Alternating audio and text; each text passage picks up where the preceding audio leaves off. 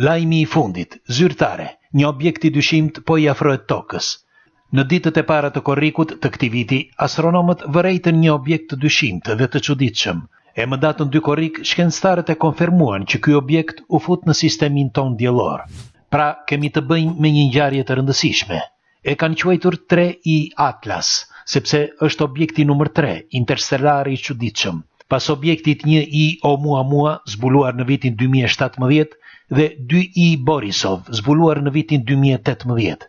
3i Atlas udhëton me një shpejtësi 245.000 km/h, që do të thotë se nuk ka lidhje me gravitacionin e diellit. Më 29 tetor të 2025-s, ky objekt do të jetë në një distancë të përafërt 203 milion kilometra afër diellit dhe në 19 dhjetor më afër tokës.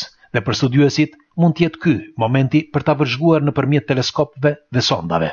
Për momentin thuhet se nuk është një komet apo asteroid, por sipas ekspertëve, origjina e këtij objekti është e panjohur. Studiuesit janë entuziastë sepse duke qenë një trup qiellor ardhur kush e di nga ku, mund të marrin të dhëna që mund të jenë të rëndësishme për udhëtimet orbitale të njerëzit jashtë planetit.